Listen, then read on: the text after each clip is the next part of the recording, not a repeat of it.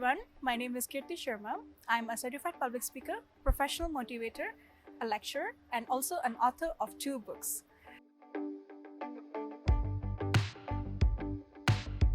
Currently, I'm a lecturer in Raffles College, and previously I was a lecturer in LSPR Jakarta, where my focus is basically more on communication and English language.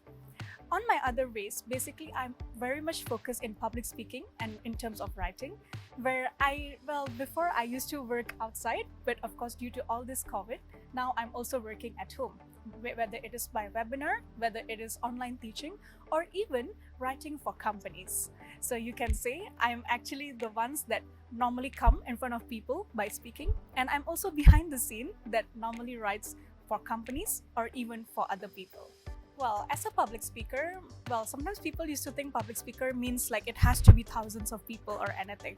Well, for me, public speaker is actually more about when you are able to speak even in front of 7 people, it's already considered as public. And there are a lot of ways actually. There are a lot of types, like it can be educational, it can be motivational, or even it can be sometimes like, we can be having like, you can say a heart-to-heart speaking in terms of public speaking itself. So I can say there are diverse of them. Kalau sebelumnya sih ya, saya itu kalau bekerja itu like I normally work in companies before, but then I don't know why, I think I'm a free bird. So I really don't like when I have to stand in one place or just sit down in front of a laptop or anything. So basically right now I'm working as a part-timer and a freelancer. So for part-timing, I take for lecturing.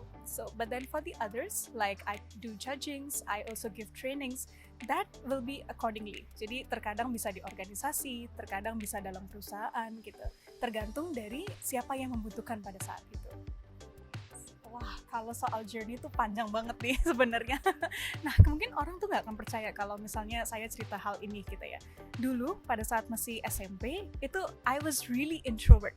Jadi kalau memang harus ketemu orang nih, misalnya contoh saya lagi ketemu sama orang satu like face to face aja, aku tuh bakal kayak untuk bisa hai gitu aja ini tuh bakal gemeteran gitu. Takut banget gitu ya. Nah, sampai kayak like there were moments where I have to tell my friend to introduce me to somebody. Jadi orang lain yang harus memperkenalkan aku ke orang yang lain itu gitu. Which is silly sebenarnya ya kalau diingat-ingat lagi gitu. Dan I have never imagined that in my life I would actually become a public speaker gitu.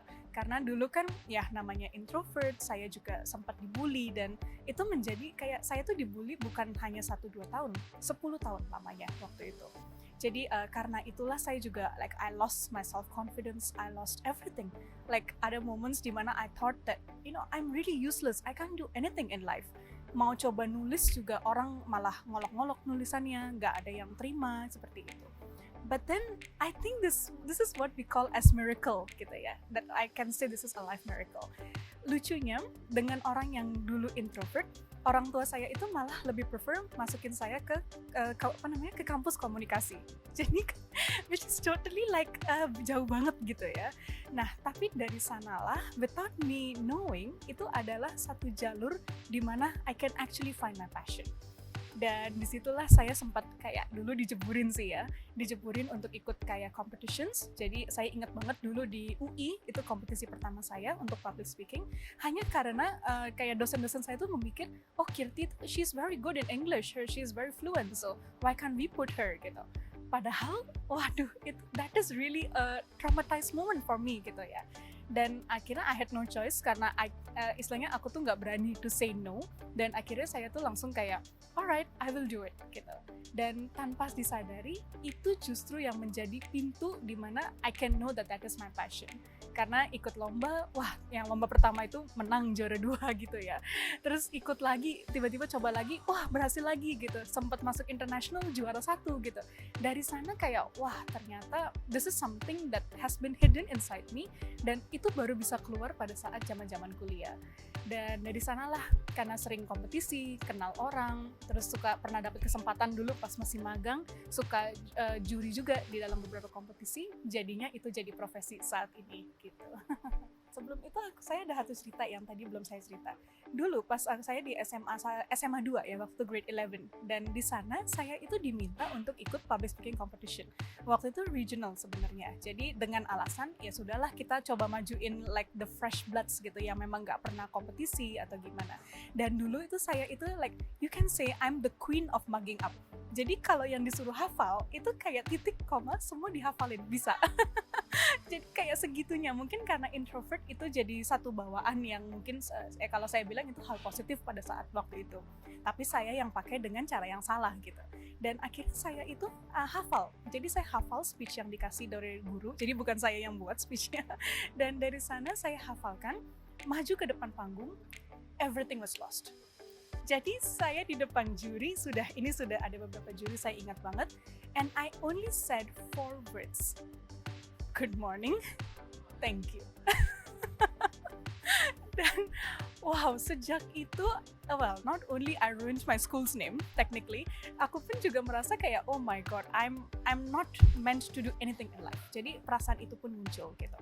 Dan pada saat saya masuk ke kampus ilmu komunikasi, pada saat itu saya juga kayak ini orang tuaku apa nggak salah ya? What do they see in me gitu ya? Dan waktu itu kalau memang mau dibicarakan soal rasa takut pasti ada. Yang saya harus sering kayak presentasi kalau di kelas. Dan pada saat lomba, you won't believe it, istilahnya saya pengen lari, but I was not allowed karena kan ini bayar ya. Jadi kampus yang udah biayain semuanya, dan like if I say no, itu akan jadi masalah besar untuk saya, dan I had to force myself. Dan pada akhirnya itu berimbas kepada like sebelum kompetisi, mungkin sehari apa 2 hari sebelumnya itu saya kena high fever. So I was like I had to go to Depok literally with high fever. Waktu itu kayak ada hampir 39 dan I had to go. Dan ya udah saya ditemani dengan dosen dan I have to do it gitu. Dan tapi siapa sangka gitu ya, justru rasa sakit maksudnya penyakit yang waktu itu saya lagi hadapi walaupun cuma demam ya. Nah pada saat itu pun somehow that became a motivation.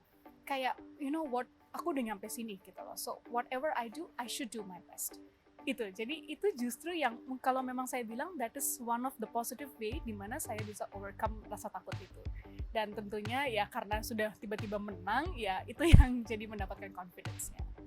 Oke, pada saat itu actually I felt that kadang-kadang kita merasa kayak, especially for me before as an introvert, I used to think introvert doesn't have any voice. Jadi mereka itu memang tidak berhak untuk share apa yang mereka inginkan gitu ya. Nah dari sana itu sih sebenarnya yang mendorong aku untuk supaya kayak I just want to inspire gitu. I want to inspire people to actually feel anybody, even though you are an extrovert, even though you are an introvert, even though you can say you are nobody in your life, you can speak and you can share your ideas.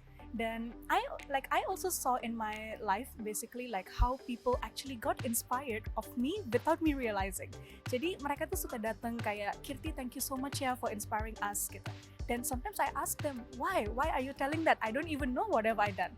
Dan mereka pun cerita, dan mereka bilang, you know what Kirti, looking at your life, dimana istilahnya dulu hidup lu tuh susah, lu dibully, lu tuh bener-bener kayak everything is so hard, you were really losing hope, dan ternyata look at you now gitu, lu bisa bangkit, you can actually find something in your life that you can never imagine gitu. Dan itulah yang mendorong saya mikir kayak, oh, if my friends can get inspired dan mereka bisa termotivasi melakukan sesuatu dalam hidup, why can't I help other people? Jadi istilahnya kalau dibilang intinya apa, I just want to help. I want to help people to grow. I want to help people to believe that they are born for something. Nobody is nobody in this world, gitu sih. Oke, kalau yang dari pertanyaan pertama, kalau memang apakah kita harus lulusan komunikasi untuk itu, I would say not at all. Karena I myself, jadi saya pun dikelilingi oleh teman-teman yang dari jurusan akuntansi, jurusan IT, ada yang dokter gigi, itu saya juga ingat sekali gitu. Dan banyak sekali mereka yang ada juga jurusan kedokteran, di mana mereka pun juga like, they just find that public speaking is not something yang hanya untuk anak-anak komunikasi, but it is for those yang memang ingin, they really want to inspire somebody, or they really want to make a change in this world gitu. Walaupun kecil ya, mungkin kita tidak bisa seperti para presiden atau apapun, but you know, like even small things can make a difference. Itu sih. Jadi yang paling penting adalah as we have our passion, we have our goodwill, itu siapapun pasti bisa gitu. Dan kalau memang soal dari you can say dari ilmunya, there are a lot of ways. Kalau sekarang sih it's very easy. You can go online, you can like kayak saya sendiri, saya juga member Toastmasters International dan saya juga member IPSA, Indonesian Professional Speakers Association. Nah, di sana memang kita ada sistemnya gitu ya, kita dibantu seperti itu. Tapi dulu pada saat saya zaman kuliah, because public speaking was not at all something that is common pada saat itu ya, saya pun self study. Jadi coba belajar dari dosen, coba cari online gitu. Jadi ya there are a lot of ways. Kalau memang kita ada, istilahnya kita ada keinginan, you can do anything gitu sih. Oh, well, of course preparation sih pasti ada ya. Tapi satu hal yang I never forget is singing. Saya pasti nyanyi dulu sebelumnya. Like I don't have a golden voice to be honest. Tapi itu adalah satu hal di mana saya tuh bisa remove my nervousness. And at the same time suara saya tuh akan lebih, ya kalau dibilang kalau dalam kayak ruangan besar itu lebih menggelegar gitu. Suara perutnya akan lebih keluar. And at the same time, of course, that is going to calm me down. Karena believe it or not, meski saya sudah menjadi public speaker sejak 2015 lah ya, 2014-2015 pada saat itu. Dan till date, I actually feel nervous. Kalau memang kayak harus ketemu orang atau mungkin I have to give, apalagi kalau lagi kayak di perusahaan besar gitu ya, I do feel the nervousness that, oh my god, ini bisa nggak ya, I can give my best or no ya gitu. Jadi perasaan-perasaan seperti itu pasti ada. So yeah, just to remove that fear dan of course untuk mengubah menjadi lebih positif, I normally sing at night, jadi karaoke aja kayak begitu. Dan of course in the morning itu lebih ke breathing exercise. Jadi ya ritual-ritual singkat, tapi itu memang akan sangat membantu pada like not only for big things, but even for me kalau memang mau ngedosen nih, mau ngajar, itu pun juga one of the things that I do. Oke, basically sih pasti akan berbeda-beda karena kan kita bicara dengan different audience, different background seperti itu. Jadi tergantung sih, ada teknik yang dimana I always try to put something fun in my, like you can say in my speeches atau possibly in the trainings, karena saya ngerasa if it is not like it is not funny atau mungkin tidak ada unsur keseruannya, I don't think people will want to listen gitu ya. Like even I myself wouldn't want to be there. Jadi satu hal yang memang saya selalu maintain adalah the fun aspect. Seperti itu. Tapi kalau sisanya ya pastinya itu akan tergantung nih. Kira-kira fun aspect untuk orang dewasa seperti apa? Fun aspect untuk CEO pasti beda gitu ya. Jadi itu akan pastinya tidak bisa disamakan sih ya kalau kayak gitu. Oke, satu hal yang saya selalu sharing adalah empathy. Jadi kita tuh harus memiliki rasa empati kepada orang lain, dan empati ini bukan hanya sekedar kayak feelings, tapi juga ilmu mendengar di situ. Karena saya merasa sometimes people used to think like, even I used to think actually kalau public speaking adalah kita adalah spotlightnya. Like we have to tell about ourselves, we have to show how great we are gitu. Padahal salah, itu salah banget gitu. The more we do that, the more orang akan mencap kita itu sebagai kayak arrogant seperti itu. Jadi one thing I learned is that it is always best kalau memang kita mendengarkan orang lain. Apa sih kebutuhan mereka? Apa sih caranya? Gimana sih caranya kita bisa membantu mereka seperti itu? Jadi one of the main thing that is needed is kita tuh harus ada koneksi dengan orang lain. Dan that comes from listening and empathy di situ. Oke, di sini sih tidak ada shortcut ya. Kalau salah memang what I can say is practice makes perfect. Jadi latihan terus. The more you practice, the more you take chances. Just do it. Karena jangan sampai kita menganggap kayak, wah ini gratisan nih, why should I go there, why should I do this? Karena ya saya pun juga mulai dengan nol. Saya mulai dari nol, dimana I started everything from zero, I started everything for free, dimana terkadang saya harus ngeluarin lebih banyak dibanding benefit yang saya dapatkan pada saat itu.